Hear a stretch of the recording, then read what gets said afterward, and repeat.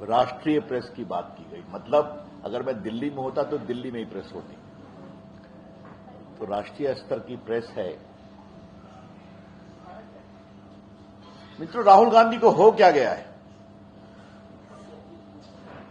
कितना झूठ बोलेंगे, कितना तथ्यों को तोड़ मड़ोड़ कर रखेंगे। मैं इससे कड़े शब्दों का प्रयोग कर सकता हूं, लेकिन राहुल गांधी जी न वो मेरे संस्कार है न मेरी पार्टी के संस्कार है। लेकिन देश के लोकतंत्र को आप धोखा दे रहे हैं। मैंने सदन में कई बार कहा है, संसद में कहा है, टीवी पर भी कहा है, आप लोग के सामने, जरा शांत रहिए, टीवी पर भी कहा है, आप लोग के सामने भी कहा, राहुल गांधी होमवर्क नहीं करते हैं।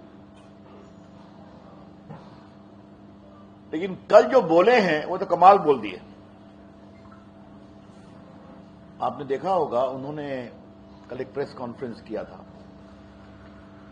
और उस प्रेस कॉन्फ्रेंस में भारत के मुख्य निर्वाचन आयुक्त की बार बार तस्वीर दिखा रहे थे।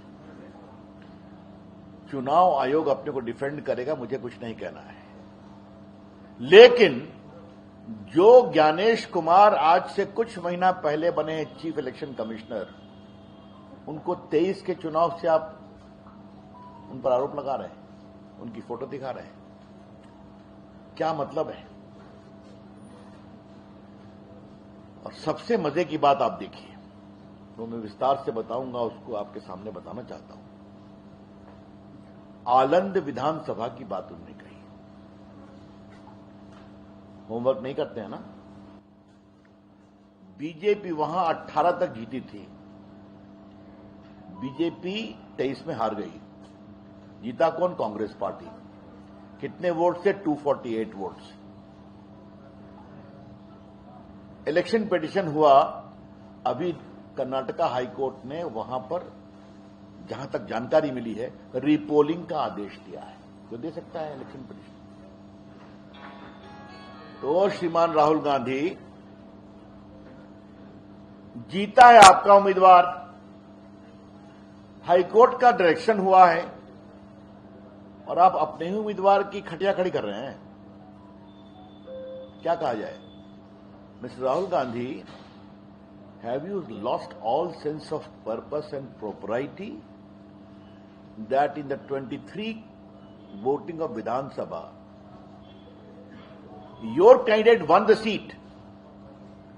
High Court is hearing a challenge against that election. You won by 248 seats on the BJP. Probably recounting has been ordered.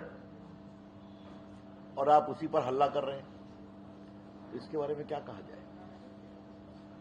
दूसरी बात, चुनाव आयोग ने आज विस्तार से कहा है, मैं सिर्फ उसको रिपीट कर रहा हूं, अखबारों में भी छपा है, कि जो भी शिकायत की गई थी कुछ वोटर के नाम डिलीट करने की, किसी पर्टिकुलर कम्युनिकेशन लिंक से, उस पर उन्होंने एफआईआर कर दिया है। एफआईआर कब हुई है? 2023 में। सीआईडी को जांच करने का अधिकार है 2023 से। 23 से किसकी सरकार है? कर्नाटका में कांग्रेस पार्टी की सरकार है। सीआईडी उनके अंदर में है। तो न होमवर्क करते हैं, न कुछ समझते हैं, तो अपने कैंडिडेट के चुनाव पर सवाल उठा रहे हैं, और अपनी पार्टी का जो काम करना है नहीं कर रही है। तो उनसे न पूछें कि सीआईडी आपके अंतर्गत में है, पुलिस आपके अंतर्गत में, काम क्यों नहीं हुआ? बस चले आते हैं और सीधा खड़ा कर देते हैं। ये है श्रीमान राहुल गांधी। झूठ बोलना, गलत आरोप लगाना, तथ्यों को तोड़ मड़ोड़ कर प्रस्तुत करना, ये राहुल गांधी की फितरत हो गई है। और राहुल गांधी ने विपक्ष के नेता के पद को, की गरिमा को गिराया। I repeat, Rahul Gandhi by repeatedly making false, misleading and mischievous allegations has sought to lower the dignity of the leader of opposition. Rahul बाबू, आप कितना झूठ बोलेंगे? मैं थोड़ा डिटेल उसके बारे में आपको बताऊं। मैं आज कांग्रेस के लोगों से अपील करना चाहता हूं। एक बार मैंने सदन में कहा था, इनको कौन पढ़ा रहा है? इनका मास्टर बदल दीजिए ना, अपने तो होमवर्क करते नहीं है। इनका ट्यूटर कौन है? कांग्रेस वालों, अपने नेता का एक अच्छा शिक्षक रखो जो ठीक से पढ़ाए, उनको बताए क्या बोलना है, समझाए उनको।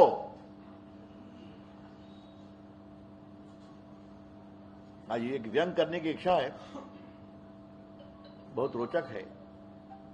एक बार एक पिताजी अपने बेटे को बहुत डांट रहे थे, क्या तुम करते हो, यही तुम्हारा मार्कशीट है, यही कुछ है।